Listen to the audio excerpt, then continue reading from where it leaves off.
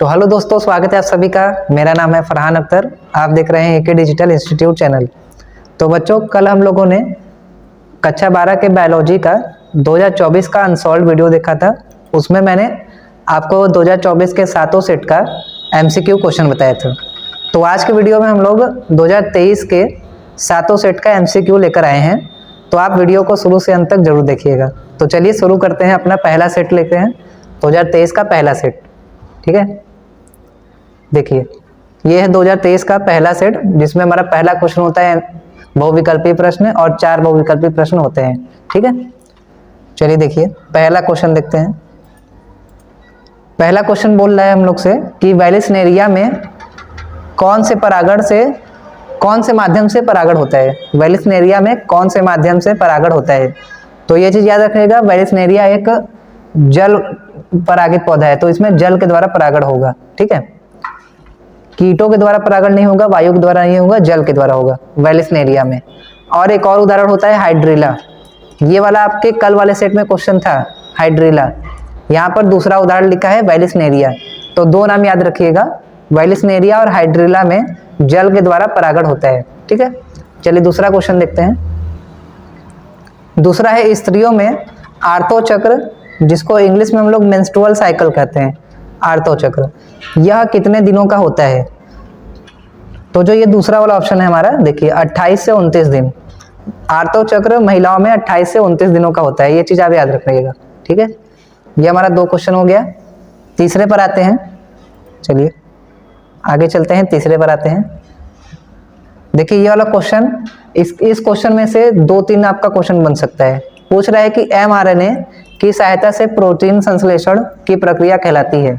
यानी कि जब mRNA से प्रोटीन बनता है तो उस प्रक्रिया को हम लोग क्या कहते हैं। तो आप 3 नाम याद रखिएगा।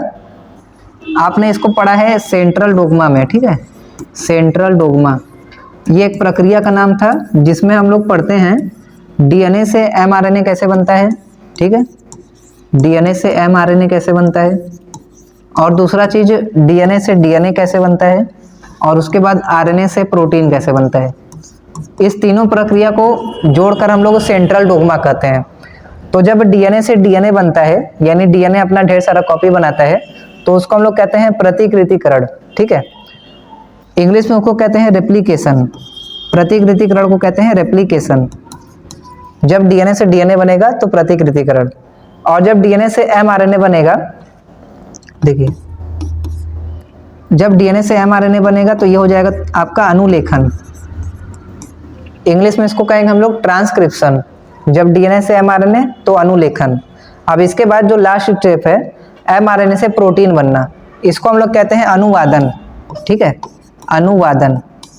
और अनुवाद को इंग्लिश में क्या कहा जाता है, ट्रांसलेशन। यही 3 प्रक्रिया होता है जिसको हम लोग सेंट्रल डोग्मा में पढ़ते हैं। DNA से DNA मतलब प्रतिकृतिकरण, DNA से mRNA मतलब अनुलेखन, और mRNA से प्रोटीन मतलब अनुवादन। तो हमारा क्वेश्चन कह रहा है mRNA से प्रोटीन बनना। तो ऑप्शन देख लेते हैं। पहला है अनुवादीकरण, तो यही वाला सही होगा, अनुवादन या फिर अनुवादीकरण। इसमें थोड़ा शुद्ध हिंदी में लिखा हुआ है। ठीक है, दूसरा देखिए अनुलेखन है। अनुलेखन मतलब क्या होगा, DNA से mRNA। तीसरा है प्रतीप अनुलेखन, ये वाला भी अनुलेखन का ही प्रकार है। चौथा है प्रतिलिपिकरण, जो प्रतिकृतिकरण है इसका दूसरा नाम है प्रतिलिपिकरण। तो हमारा पहला ऑप्शन सही है, अनुवादीकरण। चलिए अब अपने चौथे क्वेश्चन पे आते हैं। पहले सेट का चौथा क्वेश्चन और लास्ट क्वेश्चन है। घ नंबर है, विडाल परीक्षण किस बीमारी की जांच के लिए उपयोग किया जाता है। तो देखिए ये कल वाले क्वेश्चन में भी आया था, कल वाले सेट में भी आया था। तो विडाल परीक्षण से हम लोग टाइफाइड का जांच करते हैं। ठीक है, तो इसका स्क्रीनशॉट आपको लेना है तो ले सकते हैं आप लोग। उसके बाद हम लोग आगे बढ़ते हैं।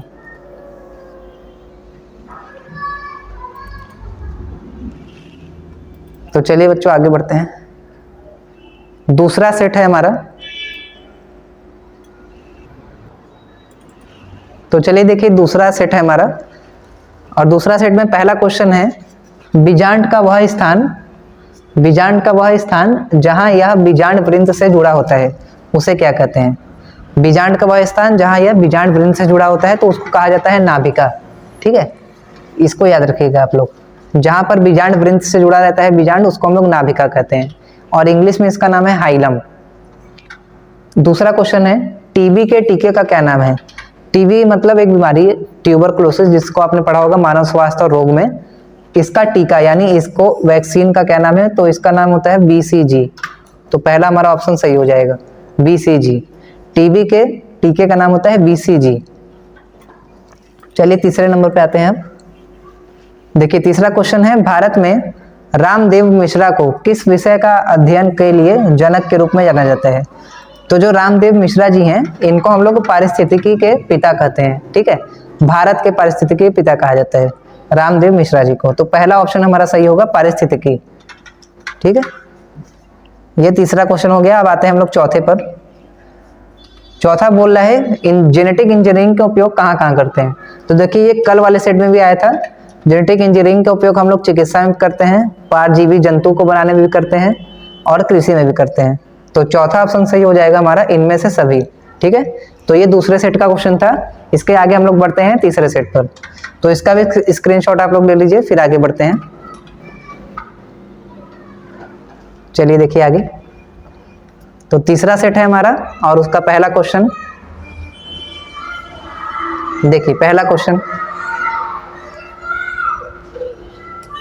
क्वेश्चन बोल रहा है आनुवंशिक रूपांतरित पौधा कौन सा है। तो देखिए आनुवंशिक रूपांतरित पौधा इनमें से तीनों है। बीटी मक्का भी है, बीटी राइस भी है और बीटी कॉटन भी है। तो इनमें से सभी वाला सही हो जाएगा, ठीक है। दूसरा क्वेश्चन है निम्न में से कौन सा एक असत्य फल है। तो ये वाला क्वेश्चन कल भी आया था, लेकिन उसमें पूछ रहा था कि कौन सा असत्य फल नहीं है। यहाँ पर पूछ रहा है कौन सा असत्य फल है। तो देखिए ऑप्शन में है अंगूर, आम, अमरूद और सेब। तो ये जो सेब है ये एक असत्य फल है और ये सभी सत्य फल होते हैं, ठीक है। तीसरे क्वेश्चन पे आते हैं अब। देखिए ये कल भी आया था आपका, कल वाले सेट में भी था। आवृतबीजी पौधों के भ्रूणपोष में गुणसूत्रों की संख्या क्या होती है। तो भ्रूणपोष में गुणसूत्र होते हैं त्रिगुणित, जिसको हम लोग 3x या फिर 3n संकेत के रूप में दर्शाते हैं, ठीक है। तो ये 3x वाला आपका तीसरा ऑप्शन सही हो जाएगा। चौथा नंबर टाइफाइड रोग के जनक का क्या नाम है। देखिए टाइफाइड रोग के जनक और वाहक दो अलग चीज होता है। जनक मतलब जिसके कारण वो हो रहा है और वाहक मतलब जिसके कारण वो फैलता है। तो वाहक हमारा कल वाले क्वेश्चन में था कि वाहक एडीज मच्छर होता है, लेकिन जनक जो होता है ना वो होता है साल्मोनेला टाइफी। ये एक जीवाणु है, इसी के कारण होता है ये साल्मोनेला टाइफी के कारण। टाइफाइड होता है साल्मोनेला टाइफी के कारण, ठीक है, इसको याद रखिएगा। तो चौथा ऑप्शन सही हो जाएगा हमारा। चलिए इसका भी स्क्रीनशॉट ले लीजिए, फिर आगे बढ़ते हैं। ले लिया बच्चों स्क्रीनशॉट। चलिए आगे देखते हैं। अब है हमारा सेट 4 में पहला क्वेश्चन बैक्टीरिया के द्वारा किण्वित फूले आटे का उभरा हुआ रूप। देखिए जब किण्वन की प्रक्रिया होती है, जैसे आप लोगों ने पाव रोटी बनते हुए देखा होगा, तो पाव रोटी क्या होता है वो फूल जाता है और फूलता किसके कारण है, कार्बन डाइऑक्साइड के कारण फूल जाता है। तो इसमें जो हमारा ऑप्शन है दूसरा वाला वो होगा कार्बन डाइऑक्साइड। जो फूला हुआ आटा होता है वो किसके कारण फूलता है, तो वो होता है CO2 गैस निकलने के कारण आटा फूल जाता है। दूसरा नंबर किसने पुष्टि की कि DNA एक आनुवंशिक पदार्थ है। यानी किसने सिद्ध किया कि DNA आनुवंशिक पदार्थ है। तो देखिए यहाँ पर जितने नाम लिखे हुए हैं इसमें जो मैसेंसल और स्टॉल है इन्होंने भी प्रयोग किया था, वाटसन और क्रिक ने मॉडल दिया था, लेकिन जो हार्शे और चेज इन्होंने ही सिद्ध किया था अपने प्रयोग से कि DNA एक आनुवंशिक पदार्थ होता है, ठीक है। तो अगर ये तीनों आता है नाम, इन्होंने तीनों ने ही प्रयोग किया था, लेकिन जो हार्शे और चेज है इन्होंने सिद्ध किया था, ठीक है। तो ये ऑप्शन आपका दूसरा सही हो जाएगा। तीसरे नंबर पे आते हैं हम। ग नंबर घास परिवार में बीज पत्र को क्या कहते हैं। ये पहले चैप्टर का क्वेश्चन है आपके, पहले चैप्टर का क्वेश्चन है कि घास परिवार मतलब पोएसी फैमिली, ठीक है। पोएसी कुल के बारे में आपने 11th में पढ़ा होगा, पोएसी। तो पोएसी फैमिली को हम लोग घास परिवार भी कहते हैं या फिर घास कुल भी कहते हैं। और इस घास कुल में आपके गेहूं और मक्का जैसे फसल आते हैं, ठीक है।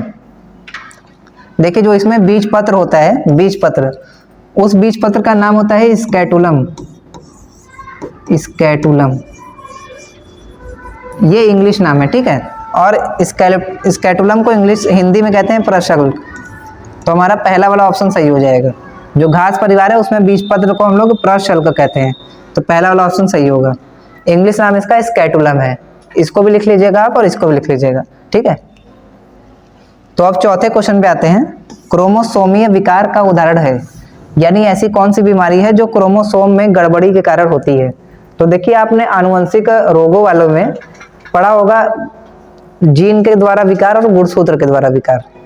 तो यहाँ पे जितना नाम लिखा हुआ है उसमें से हीमोफीलिया, वर्णांधता और फेनिलकीटोन्यूरिया, ये तीनों जीन के द्वारा होता है, लेकिन जो टर्नर सिंड्रोम है ये गुणसूत्र में परिवर्तन के कारण होता है, ठीक है। तो हमारा पहला ऑप्शन सही हो जाएगा, टर्नर सिंड्रोम। यह एक गुणसूत्रीय विकार है, विकार को हम लोग कहते हैं बीमारी या फिर रोग। चलिए इसका भी स्क्रीनशॉट लीजिए, फिर आगे बढ़ते हैं।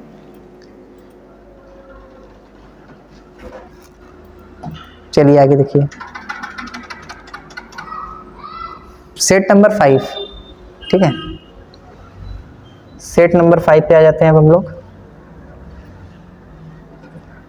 देखिए पहला ऑप्शन, पहला क्वेश्चन है कौन सा एंजाइम डीएनए को विशिष्ट स्थान पर काटता है। तो विशिष्ट स्थान पर काटने वाला एंजाइम होता है एंडोन्यूक्लिएज, ठीक है, इसको याद रखिएगा, एंडोन्यूक्लिएज। ये कल वाले क्वेश्चन में भी था आपके। ख नंबर देखते हैं दूसरा, एलन के नियम के अनुसार ठंडी जलवायु में रहने वाले स्तनधारियों में सामान्यतः होते हैं। तो ये जो एलन का नियम है ये आपके विकास चैप्टर का है। इसमें पूछ रहा है कि एलन ने ठंडे जलवायु में रहने वाले जीवों के बारे में क्या बताया है। तो उन्होंने ये बताया था कि जो भी ठंडे प्रदेश में रहते हैं, ठंडे इलाके में रहते हैं, उनके शरीर का आकार छोटा होता है। तो हमारा तीसरा वाला ऑप्शन सही हो जाएगा, ये एलन ने बताया था। जो भी लोग ठंडे इलाकों में रहते हैं या फिर जो भी जीव रहते हैं उनके शरीर का आकार थोड़ा छोटा होता है। तो यह वाला तीसरा ऑप्शन होगा, छोटे शरीर का आकार, ठीक है, यही एलन ने बताया था। ग नंबर, मेंडल के द्विसंकर संकरण का फिनोटाइप अनुपात क्या है। तो देखिए ये अनुपात आपको 1 नंबर वाले क्वेश्चन में पूछ सकता है और बहुविकल्पी में पूछता है। यहाँ पर पूछ रहा है द्विसंकर संकरण का, तो जो द्विसंकर संकरण का अनुपात होता है वो होता है 9331। तो हमारा पहला वाला ऑप्शन सही हो जाएगा, 9331। चलिए चौथे पर आते हैं, टेस्टोस्टेरोन हार्मोन का स्रावण कहाँ से होता है। तो जो टेस्टोस्टेरोन है देखिए वो निकलता है वृषण के लीडिक कोशिका से, ठीक है, वृषण के लीडिक कोशिका से टेस्टोस्टेरोन हार्मोन निकलता है। तो हमारा चौथा वाला ऑप्शन सही हो जाएगा। चलिए इसका स्क्रीनशॉट लीजिए, आगे बढ़ते हैं। चलिए आगे देखिए, सेट नंबर 6 है हमारा, सेट नंबर 6। देखिए पहला क्वेश्चन है, निम्नलिखित में से कौन सी वायु परागण की विशेषता नहीं है। वायु परागण की विशेषता नहीं है पूछ रहा है। तो वायु परागण, आप सोचिए अगर कोई भी परागकण जो हल्का होगा वो वायु में आसानी से उड़ पाएगा, इसीलिए जो पहला वाला ऑप्शन है वो तो हमारा गलत है, मतलब ये सही ऑप्शन है। इसमें पूछ रहा है कौन सा नहीं होगा, तो ये वाला ऑप्शन तो सही होगा। दूसरा वाला क्या है, बेहतर अनावृत पुंकेसर। अगर पुंकेसर पूरा मैच्योर होगा, पूरा परिपक्व होगा तब भी अच्छा रहेगा, इसलिए ये वाला ऑप्शन भी सही नहीं होगा। तीसरा है वृहद एवं पिच्छ वर्तिकाग्र। वृहद मतलब होता है फैला हुआ, ठीक है, और पिच्छ मतलब जहाँ पर परागकण जाके चिपक सके। तो अगर ऐसा रहेगा तो ये वाला ऑप्शन भी हमारा सही नहीं है। चौथा जो कह रहा है असंख्य बीजांड, यही वाला ऑप्शन हमारा सही हो जाएगा, क्योंकि ये वायु परागण की विशेषता नहीं है, ठीक है। असंख्य बीजांड, अगर बीजांड बहुत ढेर सारी संख्या में होंगे और परागकण कम होंगे तो वहाँ पर निषेचन सही से नहीं हो पाएगा, इसीलिए हमारा चौथा ऑप्शन ये गलत हो जाएगा। ये वायु परागण की विशेषता नहीं होती है। दूसरे पर आते हैं, द्रात कोशिका अरक्तता ग्लूटामिक अम्ल के निम्नलिखित में से किस अमीनो अम्ल के प्रतिस्थापन से होता है। देखिए ये दांत कोशिका अरक्तता एक बीमारी है जिसको हम लोग अनीमिया कहते हैं। तो इस बीमारी में ना जो भी हमारा प्रोटीन होता है या फिर डीएनए होता है उसमें कुछ परिवर्तन हो जाते हैं। उसमें जो ग्लूटामिक अम्ल बन रहा है, देखिए जो डीएनए से ग्लूटामिक अम्ल बन रहा है वहाँ पर ग्लूटामिक अम्ल के स्थान पर ये जो वैलिन अमीनो अम्ल है, वैनिन, ये हट जाता है, वहाँ से वैलिन अमीनो अम्ल हट जाता है, इसीलिए ये जो दांत कोशिका अरक्तता है वो रोग हो जाता है। इस वैलिन अमीनो अम्ल के हटने के कारण ये वाला रोग हो जाता है, ठीक है। तो हमारा तीसरा ऑप्शन सही हो जाएगा, वैलिन। चौथा क्वेश्चन, तीसरा क्वेश्चन है, प्रत्येक प्रतिरक्षी अणु में कितने पेप्टाइड बंध होते हैं। प्रतिरक्षी अणु मतलब एंटीबॉडी, एंटीबॉडी में देखिए 4 पेप्टाइड बंध होता है, 4। तो यहाँ हमारा दूसरा ऑप्शन सही हो जाएगा, 4 पेप्टाइड बंद होता है एंटीबॉडी के अणु में। चौथे नंबर पे आते हैं। चौथा क्वेश्चन हमारा बायोरिएक्टर। देखिए ये जैव प्रौद्योगिकी के उपयोग वाला है क्वेश्चन। बायोरिएक्टर में वृद्धि के लिए कौन सी अनुकूलन जरूरी है, कौन सा अनुकूलन जरूरी है? तो देखिए बायोरिएक्टर में हम लोग क्या करते हैं, डीएनए को ढेर सारी मात्रा में बनाते हैं। तो डीएनए को बनाने के लिए वहां पर तापमान भी चाहिए, एक निश्चित तापमान होना चाहिए, और लवण का भी इस्तेमाल करना होगा। लवण आपको पता होगा कि जो अम्ल और क्षार से मिलकर बना होता है, इसलिए वह उदासीन हो जाता है। तो लवण अगर रहेगा तो उसका पीएच जो है वो मेंटेन रहेगा, ठीक है। और विटामिन की भी जरूरत होती है वहां पर। तो इसीलिए हमारा जो ऑप्शन है चौथा वाला, वो उपर्युक्त में से कोई, ये वाला ऑप्शन सही हो जाएगा। इसमें पूछा है कि कौन सा नहीं है, इसलिए चौथा ऑप्शन हमारा सही हो जाएगा, ठीक है। अगर पूछता कि कौन सा है तो यहाँ पर उपर्युक्त में से सभी ऑप्शन सही होता है। तो ये हमारा 6 सेट का क्वेश्चन था, इसका स्क्रीनशॉट लीजिए आप, उसके बाद आगे बढ़ते हैं। चलिए आगे देखिए, लास्ट सेट है हमारा सेट 7, और इसका पहला क्वेश्चन देखते हैं। इनमें से कौन परागकण में पाए जाते हैं? इनमें से कौन परागकण में पाए जाते हैं? तो देखिए परागकण में 2 प्रकार के कोशिका पाई जाती है। एक होता है एक जनन कोशिका और एक नलिका कोशिका, ठीक है। एक जनन कोशिका और एक नलिका कोशिका।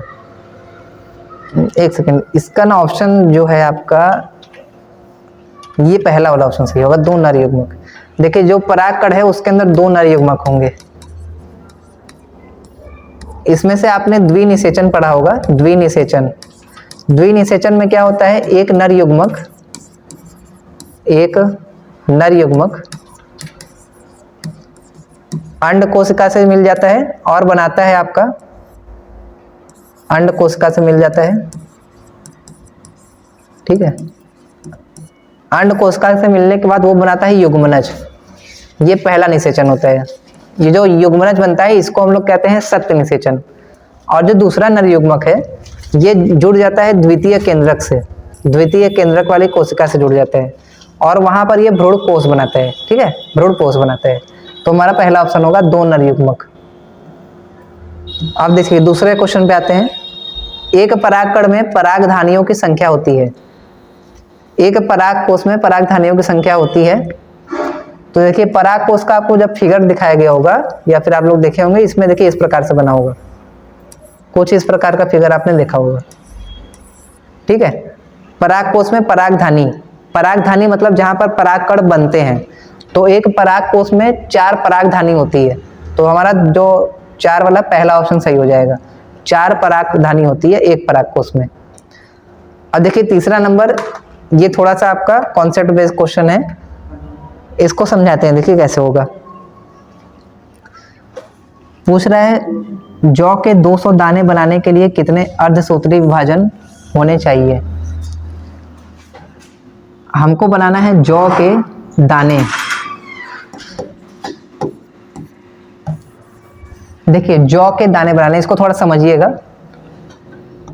दाना बनाना है हम लोगों को। दाना मतलब होता है ये, यहाँ पर हमको बीज बनाना है, बीज बनाना है, ठीक है। दाना मतलब बीज बनाना है। बीज बनाने के लिए क्या चाहिए आपको? बीज किससे बनेगा? युग्मनज से बनेगा, ठीक है। युग्मनज के बाद वो जब निषेचन हो जाएगा तब बीज बनेगा। और निषेचन कैसे होगा? निषेचन होगा एक नर युग्मक से और एक मादा युग्मक से। अब अगर 200 हमको बनाना है और कितने अर्धसूत्री विभाजन पूछ रहा है, तो देखिए हमको क्या चाहिए होगा, हमको तो चाहिए होगा पहली बात 200 नर युग्मक चाहिए होगा और नर और मादा युग्मक चाहिए होगा, ठीक है। 200 नर युग्मक चाहिए होगा, 200 मादा युग्मक चाहिए होगा, ठीक है। अब देखिए 200 नर युग्मक और 200 मादा युग्मक चाहिए होगा। अब मादा युग्मक प्राप्त कैसे होगा? देखिए हम लोगों को अगर मादा युग्मक प्राप्त करना है तो 200 बार हमको अर्धसूत्री विभाजन करना होगा, 200 बार अर्धसूत्री विभाजन करना होगा मादा युग्मक प्राप्त करने के लिए। एक अर्धसूत्री विभाजन से 4 बनता है लेकिन 3 नष्ट हो जाते हैं, सिर्फ एक मादा युग्मक के रूप में परिवर्तित होता है।